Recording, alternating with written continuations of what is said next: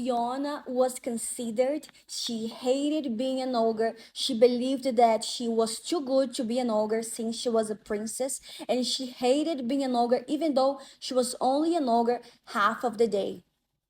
Besides, Fiona was a liar. She called Donkey a noble steed, and then 5 seconds later, she called Donkey a pet.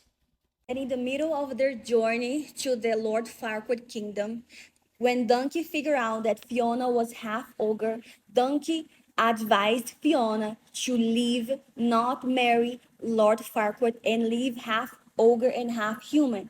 But Fiona didn't want to accept that. She hated being an ogre so much, that's why she needed the spell to be broken.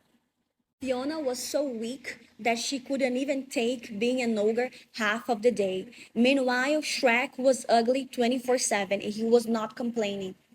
And when the dragon ate Lord Farquaad, Shrek could have that whole kingdom for himself by right. But Shrek didn't want that kingdom. Shrek preferred to go back to his swamp.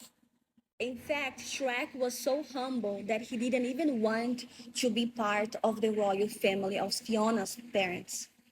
And Shrek loved Fiona more than her own father because Shrek asked her father why Fiona had to be locked on that tower. Why couldn't he, her father, accept her half human and half ogre? And on that second movie, when Fairy Godmother threw that curse at Fiona to end her happily ever after, Shrek stood right in front. And taking that particular curse is much worse than taking a bullet because when people take bullets, they can still recover with a scar. Some of them get paralyzed, but they still have hope for happiness. But when people take the end of happily ever after, it means the end of hope. You are never going to be happy no matter what. And like I said, Shrek stood right in front of that curse for Fiona. And because Shrek is ugly on the outside but beautiful in the inside, this makes Shrek the only fairy tale ever told in human history.